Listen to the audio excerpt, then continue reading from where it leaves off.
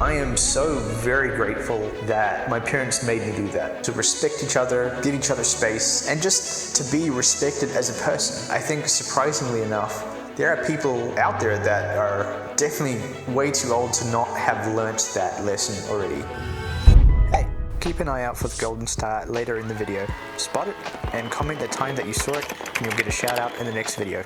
Hello and welcome back. I hope you guys are having a good day today so far. Hopefully it's about to get a little bit better, and yeah, without further ado, let's dive right in. So the first question of today is, if you were given a massive Hollywood budget, what genre would you first film be and why? Honestly, I really like those kind of old school like tavern type vibe movies, to be honest. And also, well, for example, like movies like Lord of the Rings, like that kind of time frame where, you know, there's not much technology and stuff, or like Vikings, or like Game of Thrones.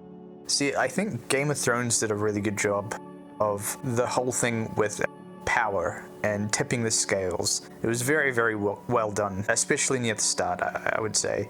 The first couple of seasons were just amazing. Like the story and the complexities of like what was going on. Yeah, the politics get pretty intense. Yeah. Obviously, I won't give any spoilers away because, you know, it's definitely worth watching if you haven't seen it. Honestly, a lot of people like hated the way that it ended. I'm not gonna give away anything, but honestly, I didn't mind the way that it ended. There was a huge thing, and I believe that the writers wrote it in their own way instead of actually following the story, or like waiting for the ending to be revealed, and then instead of waiting for it, they just ended up doing their own thing. I don't really know the whole full story. That's what my friend said to me anyway. But I don't know. I thought it was pretty good. But I know there was a huge uprising of like people that were like, oh, it was just, you know, it's just not worth it. Don't watch the end. I was like, okay, but there was still a part of me which is just like, I need to know how it ends though, you know, like I really just, it's so inconcluded, you know, like I need to, like what happens, like it just feels like it's all for nothing. But yeah, there's also a very raw element of like, for example, the way that people talk, it's very just raw and unfiltered feeling, which is why I think it does really well, because they're not afraid to do some things that are just shocking, or say shocking things that are, you know, not really approved by the majority of people. Like they don't care, that they will kill someone off no matter who it is, and that's the thing, like you just don't know who's gonna disappear. So yeah, I think they did a pretty good job with that and creating like the suspense. Like for example, also, yeah, the one scene where I think it's like Littlefinger is almost kind of like intimidating, or basically trying to get like a leg up on Cersei, I think it is. And then Cersei basically shows Littlefinger what power actually is. She says, guards, kill him. Actually, no, stop. Take 5 paces forward, turn around, and then she's like, knowledge isn't power. Power is power. I thought that was a badass scene. I thought that was a really cool scene. It's like, damn, just to prove a point, you know? Like, what a way to do it. I thought that was awesome.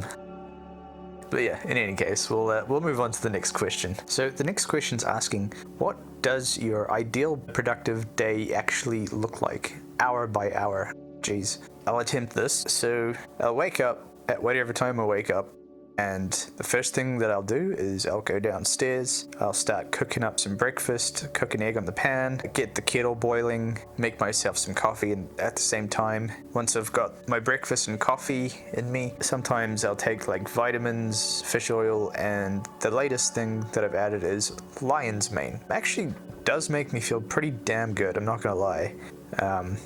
Yeah, I highly recommend checking it out. Do your research, obviously, or talk to your doctor or whatever, but for me, it does cover a lot of things. It helps with cognitive function. It helps you focus really well. It also it's like a de-stressor or something. It makes you feel a little bit more at ease. It definitely gives you a little bit of energy, not specifically what it's known for, but it gives you a little bit of energy and like focus, without really the jitters, you know, like, cause if I have a coffee, imagine like you have too much coffee and then you get real kind of shaky because you've had too much like caffeine, right?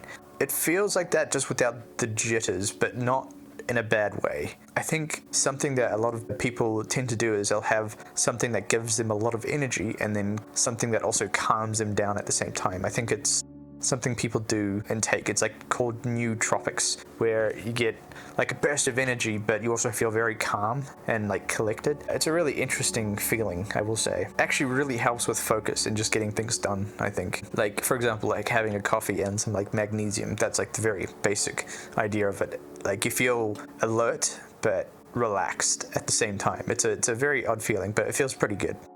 But anyways, so yeah, I'll make my breakfast, make my coffee, then I will sit down, eat my breakfast, drink my coffee while watching a TV show. Straight after that, it's straight into the exercise. I try to do like 15 burpees or 20 burpees, I think is what we bumped it up to now. And from there, once I've got the blood pumping, I will go straight upstairs and get myself together, or actually sometimes before I get straight into like video editing and recording and stuff, I'll get in my mate's room and kind of bury my face into the cat because she's like super fluffy and cute.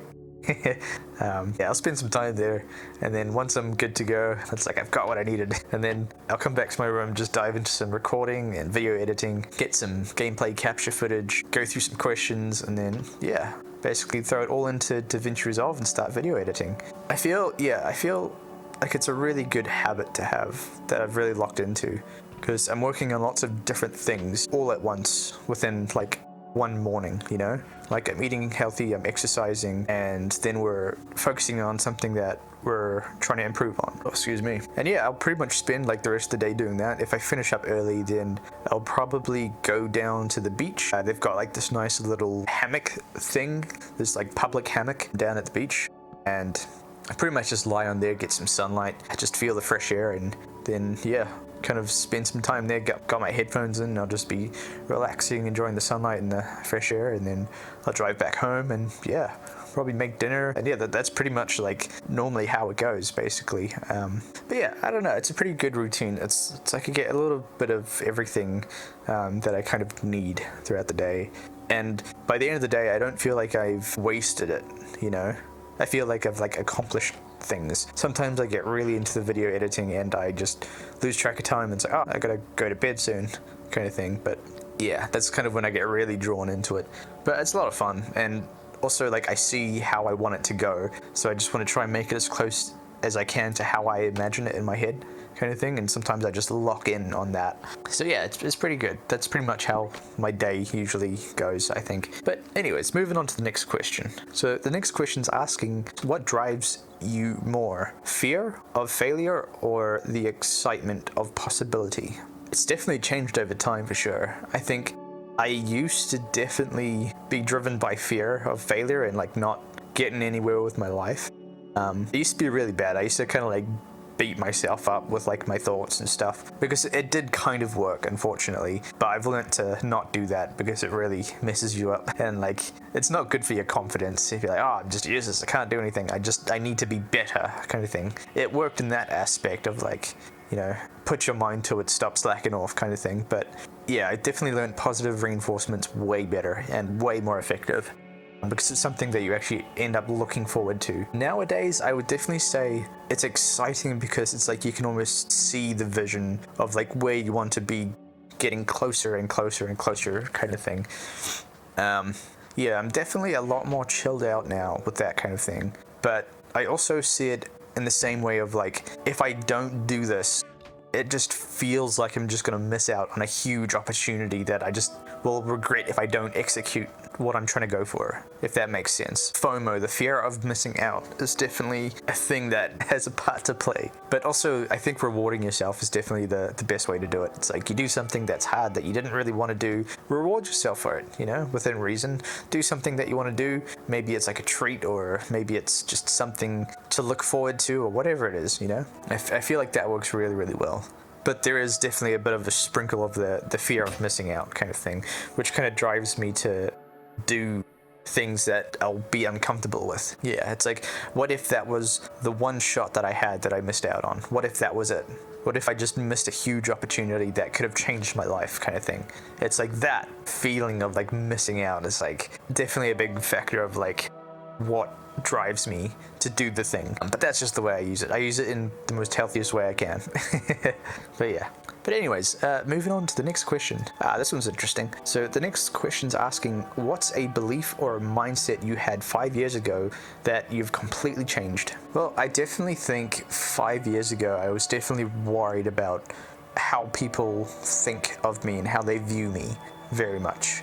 And it's been really beneficial trying to train myself out of that way of thinking of like, oh, this person's going to judge me for being weird or, you know, saying the wrong thing and just not talking about the right stuff or whatever. But there definitely are ways to train yourself out of it, because it really does hinder like your life and how you live it, I would say. So something that I used to do, not often at all, but this is just like an exercise thing that you can do if that is something that bothers you. Say if you're like worried about what people think of you, this is what I used to do. I used to go to the mall, I would buy myself a coffee and I would sit down in the middle of the mall with people just walking around, because to me it's like, this looks crazy. I look like a crazy person, you know, like this is very weird. No one else is doing this. Why would someone do this? This is crazy. And in a way it kind of is, but that's the point. It's like being able to get over like what you think people are thinking of you, and even if it is negative, say the worst case scenario, like, you know, you act a little bit strange, you sit down in the middle of a really busy place, you get like a weird look, you get maybe like a comment like, you're right, the kind of thing, or whatever, and then it's done, you know? That person's probably not going to think about it for more than 5 minutes, I would say, probably less than that, and then that's it. They're carrying on with their day, and that's it, you know? Then you're out of their mind, and the whole interaction's done, you know? It's not going to be brought up again. It's not going to be thought about for very long. It's just what it is, you know? Like, I don't mean to sound like intense, but like no one really cares, to be honest, about you and what's going on with your thing. Everyone's concerned with their own thing, I think. So that's also another factor of like why you should focus on the things that you want to do. Creating your own pathway is definitely something that is not for everyone, I would say, but for me it's been very, very beneficial, I would say. And just doing things like that kind of really help you get over the whole like worried about what other people think of you kind of thing. And it's scary, man. I get it. I was terrified. Also lucky I had some good friends as well that kind of joined me, because they kind of knew me pretty well, so yeah, which does kind of help. But it's a nice little exercise just to kind of put yourself through, just to test yourself. And I think the more often you do it, the more easier it becomes, very slowly, if it's something that you really struggle with. Like, for example, another thing I used to do is just do a video log while like walking along the beach. That's something that really didn't sit well with me. But I remember I would be doing this, I would push myself, I would make myself walk along the beach and talk into my phone.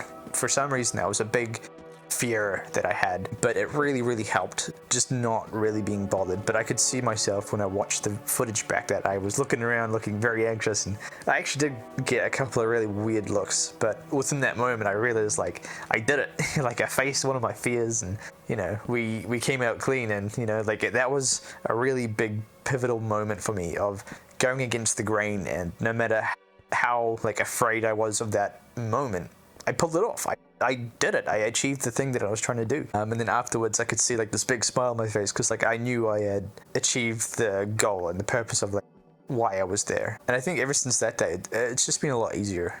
Like with video logging, because I really like doing video logs just in my car. But you do get some pretty weird looks. That's just kind of how it is. You get people that walk past, kind of like look into your camera, see what's going on as they're walking past. But that kind of thing really used to bother me, but it really just doesn't anymore. There's a lot of video logs that I have of people just walking past my vehicle. But at the end of the day, I know for a fact it's not gonna matter. Like that person might think very oddly of me for like a brief moment, and then that's it. Life carries on. They carry on, I carry on. Like, we're not going to be thinking about it. Yeah, so I don't know, it's just something that has been very helpful for me personally, and it's really helped me to get over that kind of fear, I think, of like what people think. But you do have to kind of push your boundaries a bit. Sometimes you just have to dive into the deep end, I would say. But anyways, so yeah, to answer the question, that's how I've changed my kind of mindset of like what I used to think about how people viewed me. That just to answer that. But anyways, moving on to the next question. So the next question is, what hobby makes you lose track of time the fastest? Honestly, playing video games and video editing. Like sometimes it still feels like the morning and then all of a sudden it starts getting dark and I'm like, what the heck? And then I look at the time, it's like 6 o'clock or something, or 6, 7, 8 o'clock, and it's like, wow, I've just, spent all this time just gaming or like video editing or whatever. It's like, man, I just didn't realize. It's crazy. But time goes a lot quicker when you're having fun, I suppose. But moving on to the next question. So the next question asks, what does financial freedom truly mean to you on a personal level? I think financial freedom is such an underrated thing. Financial freedom to me is definitely a huge important factor in my life, because financial freedom gives you freedom to do whatever you want to do in life and not having to be stuck in a situation that you can't get out of, or you might feel trapped. But financial freedom can actually remove you from that situation and make you a lot more comfortable and put yourself in the right kind of environment that's going to help nurture what you're driving towards, whatever your goal is, right? I think financial freedom gives you the right tools and the right resources to help achieve those goals as well. I would say financial freedom definitely has to, what's the word I'm looking for? Yeah, it definitely gives you comfort and options, I would say. Instead of like, we can't afford the premium of this, or like we can't get the better model of this thing, so we'll just go for like the downgraded version. But having a little bit more money definitely gives you a lot more options, I would say. Those are probably the main things I would say that it does for you. And I'm very, very aware of what it can do for you and what it can provide for you. So it's always going to be within my goal to be more financially intelligent and free, because let's be real, we could all use a bit more money. It's not going to hurt. Yeah, it definitely is a topic that's very important to me, and I do try to do whatever I can to make that a reality, which we've done really well, actually. I would have to say, just looking back on where I used to be compared to like where I am now, like there are little tips and tricks that I could recommend. So for example, I learned how to cut my own hair, for an example. So I realized, like, what is it, like $35 for a haircut? And if you save that money over, let's say, like 10 years, think about how much extra money that you're saving, even just per each year. And then you don't really think about it, but fast forward like 10 years and you've got like a small fortune ready. And if you invest that, then that's a lot more money kind of providing for you that gives back to you.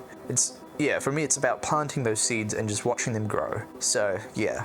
But I think being very effective with your money, allocating it very specifically, is a really important thing. Like, I guess in a lot of ways, I didn't have much of a choice. Like, I never really had money, like, growing up. I was, like, relatively pretty poor, to be completely honest with you. So I didn't really have much of a choice in learning to be very efficient with money and really getting your money's worth and not spending your money on silly things. For example, like liabilities. Focus on things that are going to put money back in your pocket rather than liabilities that are going to take money out of your pocket. Yeah, I remember I even used to buy really, really cheap food. I don't anymore because my health was like us getting quite chubby, just buying like the cheapest of the cheap. But at the time I had to, like I really had to allocate my money to make sure that I save the most so I can invest the most to be able to get the most back, kind of thing. Yeah, like my shopping was very specific when I used to go grocery shopping. It's like I'll buy like 2-minute noodles, and I would buy like baked beans, and like I'd have cheese toasties all the time, man. I gained so much weight because of that. My goodness. It was so bad, man. I used to have like cheese toasties, like breakfast, lunch, dinner, and like Weet-Bix. It was so bad. I'm pretty sure I got scurvy, man. Like I was not eating vegetables or like salads or whatever. I wasn't getting the correct nutrients that my body so desperately needed. So yeah, I was definitely not the healthiest. But you know what? I saved a bunch of money. I now have found much better method where I spend a little bit more, but the meals are much, like 10 times healthier. And they're not expensive either. They're relatively pretty cheap. But just experiment with things, see what works, what doesn't, and then you end up coming up with like, all right, this is the food that I eat, this is the money that I save, And over time, that's going to build up, and you can leverage that and use that excess money to leverage just having more money, I suppose. Like, life happens, man. Things break down. You end up having to buy new things because the unexpected always happens. Expect the unexpected. It's always nice to have like a little emergency account. If you don't have an emergency account, I highly recommend getting one. Like, something that I really drilled into myself, which I actually learned from my sister, is having different bank accounts for different things. So I would have, for an example, I would have an emergency account. I've got a car WAF account. I've got a car registration account. I've got a present account for when birthdays pop up and I need to have a present for, like a family member or a friend or whatever. Let me tell you something. That has been so life-changing for me. It sounds so stupid, but it's so effective. It just means, like, when something does happen, it's almost like foolproof because you're automatically prepared for the situation before it even happens. So it's like, oh man, like my car brakes are starting to give out and they're just not, like, something's up with my car. I need to get it checked out. A good rule of thumb is putting about $15 to $20 a week into a bank account labeled car WAF. That's pretty much what I do. I think it's like $15 I put in each week. But it just means, like, oh no, like something really expensive has kind of popped up. It's like, oh, okay, well, even if it does go over that amount that you've saved, it's not going to be as big of a number that you have to just randomly fork out of nowhere kind of thing.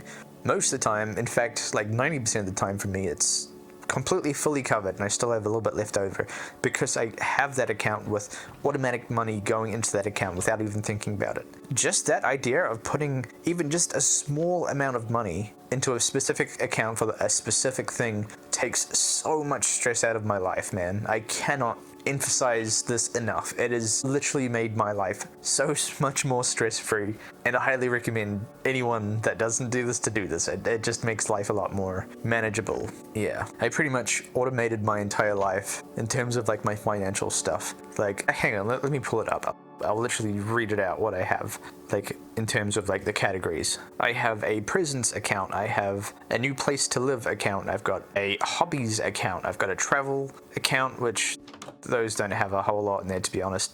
But I've got my main account, I've got my car WAF and repairs account, I have an emergency account, I have a car rego account, I have a new car account, which it doesn't have a lot in there, to be honest. It's pretty sad. So I might have gone a little bit overboard, but there are some that I just will never get rid of, like the car rego, the car WAF, the emergency account, the presents account. Your mum's birthday comes up, you have to fork out like $20 for like a present or whatever. It's not going to be a big deal because I have an extra $20 in there to help relieve the pressure of just having to fork out money out of thin air. It's already taken care of, basically. I'm telling you right now, create that system and you won't even notice that it's in place, but it's going to change your life. I swear to God, man. It has just been the most effective thing that I've ever done in my life.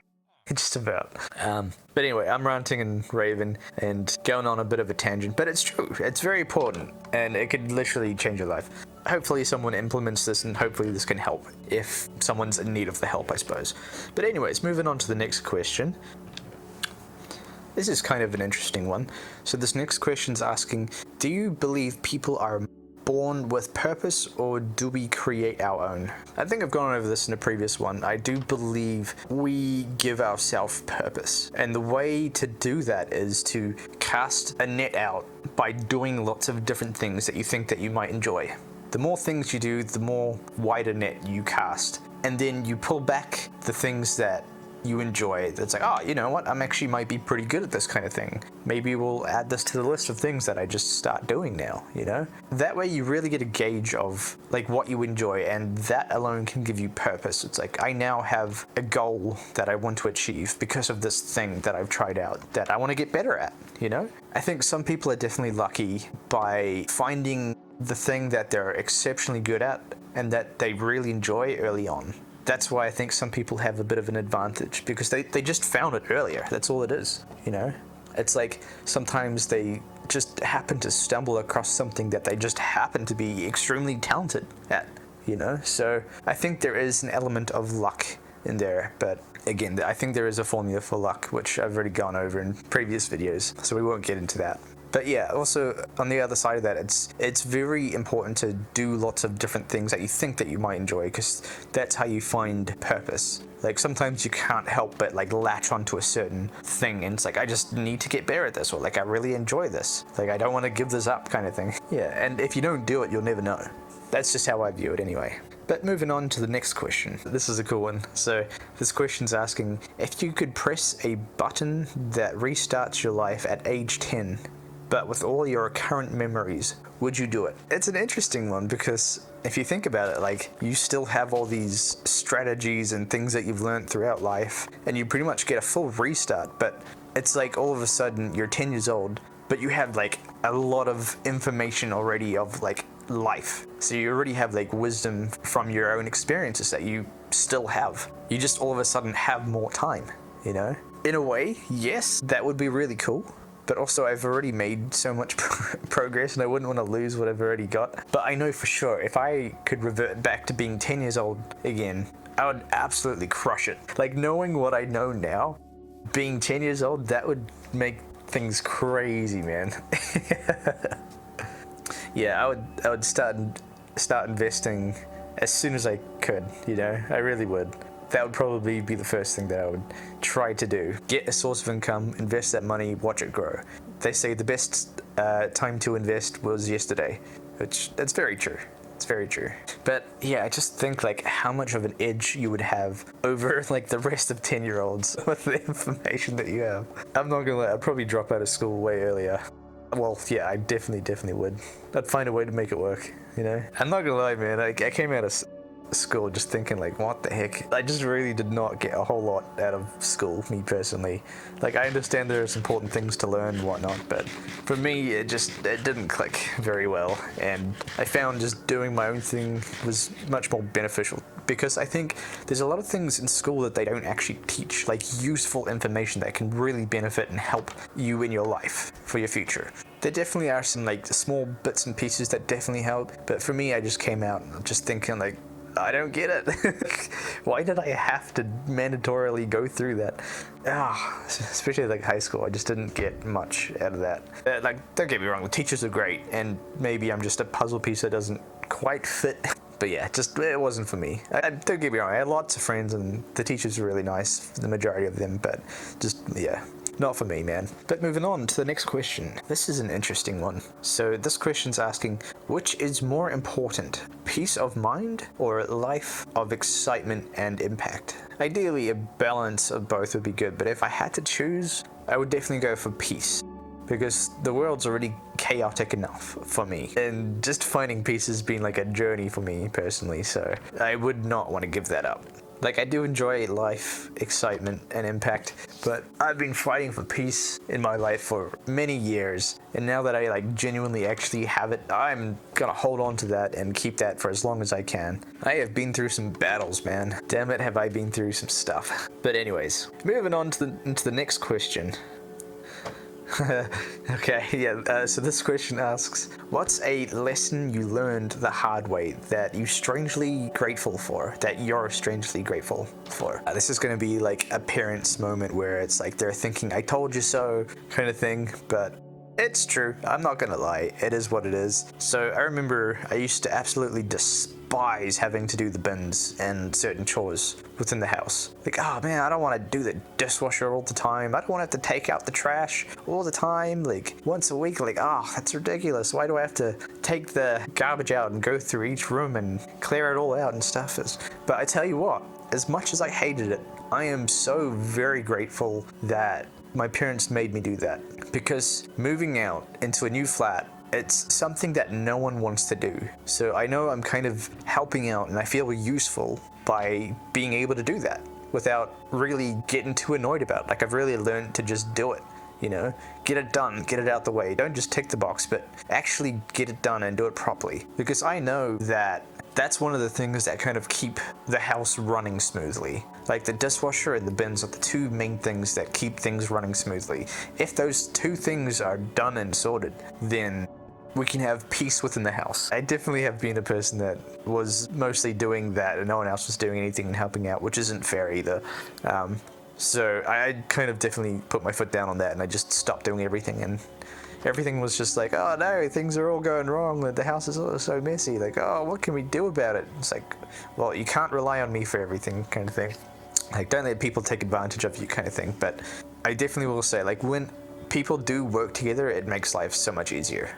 It just makes the whole house flow easily, and we can all be happy and get on with our lives without having things being stuck in the way of like your routines and getting in the way of things, you know? Like, it just sucks when you try to throw something away and the bin's just overflowing already and there's just no space. Like, it just sucks. No one wants that. So I don't mind being that person that kind of takes one for the team and just does it. You know, take the recycling out. Make sure that there's always space for more recycling to be thrown away. You know, take out the smelly garbage bag. Like, just do it. Like, I get it. No one wants to do it. So I will take one for the team and I'll just do it.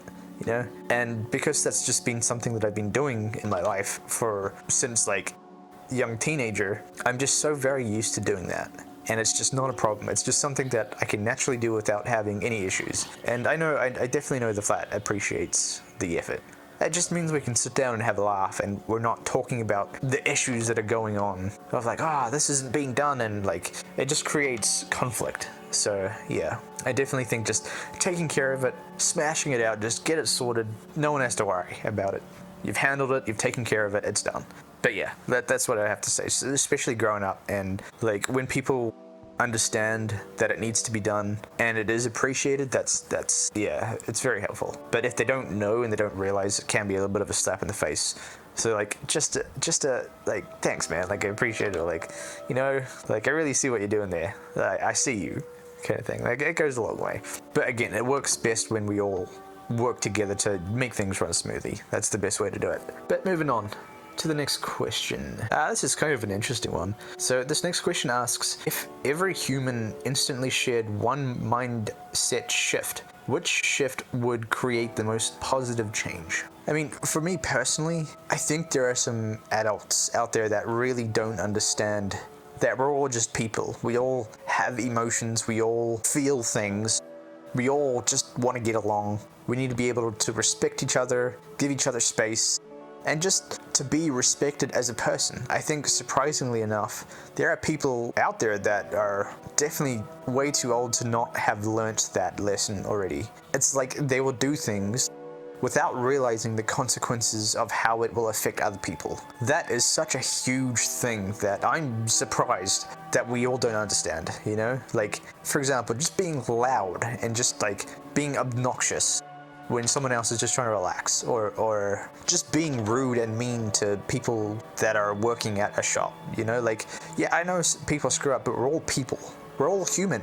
We all feel the same kind of feelings, you know? Like, I don't like seeing people take advantage of that. And I know, for example, specifically in customer service, some people just think that, like, if I get really mad at the poor counter girl that's at the front, like, I'm gonna get my way and they're gonna give me a discount or whatever. And like, honestly, I don't know how people on the front deal with that situation, because it's rough, man. Dealing with grumpy people all the damn time, yeah, I don't know. I couldn't do it. I've definitely had my fair share of like dealing with really grumpy people, but then also I push back as well. It's like, no, I know the rules, I know how the system works. You're not gonna pull the wool over my eyes in this. Like, I don't care if you get upset, you know? But yeah, I really don't like how people take advantage of that, because they know that sometimes it works for them, you know? Like, if I get really grumpy and angry, that this person's gonna cave, because they don't want to deal with that person. They don't want to deal with this emotion and these feelings of like feeling useless and just anxious, you know? They're stuck behind a desk. They don't want to be dealing with this situation. Like, don't make it so awful of an experience for everyone, you know? I never understand the whole creating a scene thing. It just becomes ridiculous. Like the whole Karen thing, it's like, that's the perfect example of not understanding and putting themselves in someone else's shoes. The lack of that is what Karens are born, I think. So, yeah. It's such a simple concept. It's like, treat people how you want to be treated.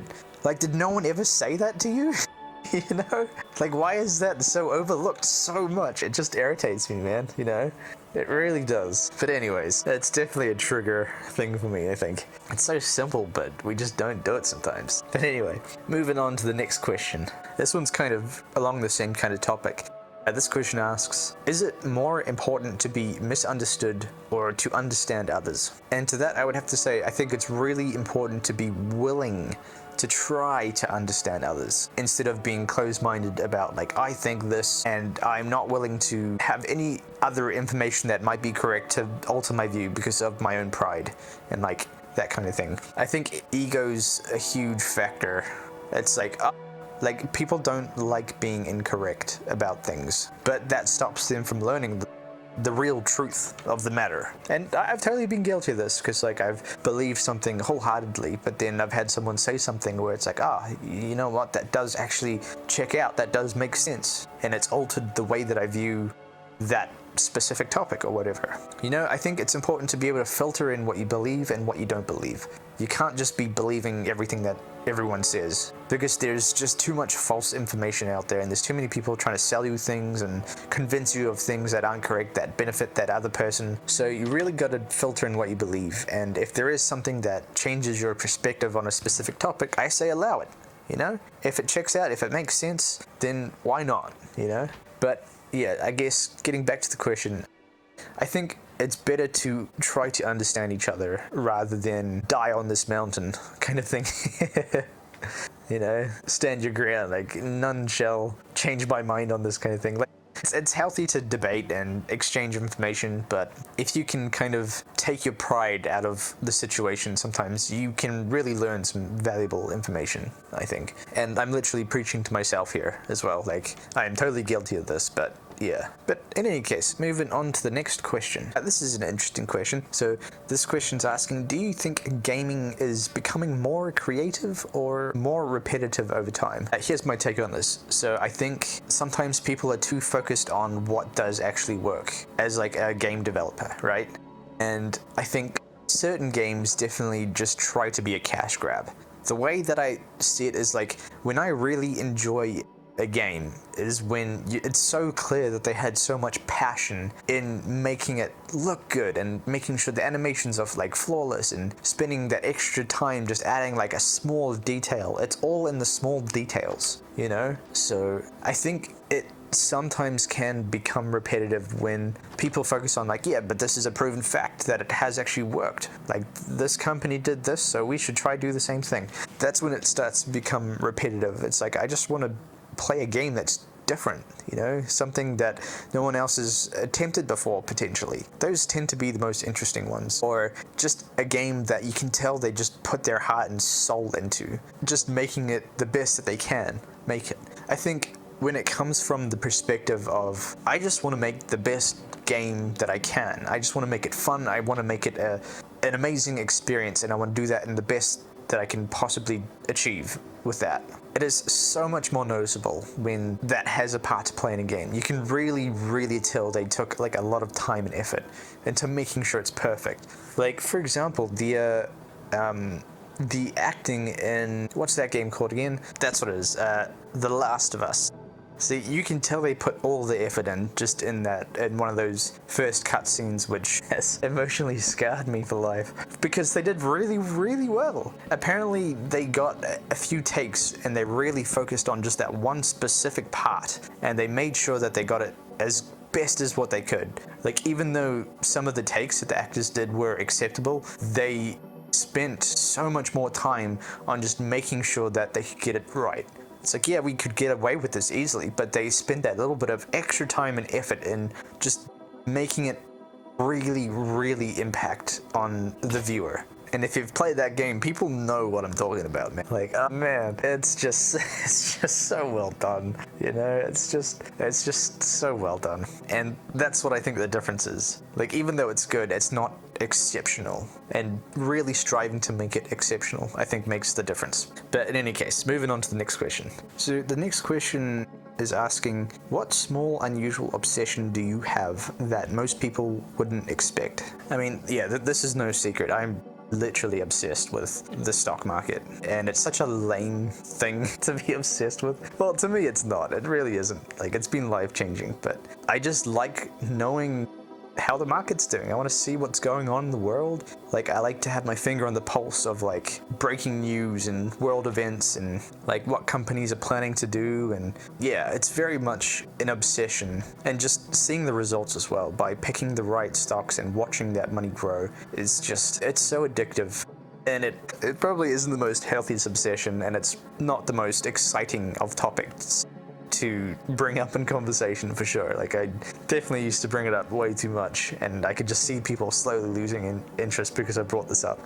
But to me, it's just, yeah, it's just how I spend my time, you know? Like, a lot of my time, like, when I'm winding down, I'll just, like, search up some of the channels that I'll watch, and just, you know, like, I just want to know what's going on, you know? Because what you don't know can definitely hurt you.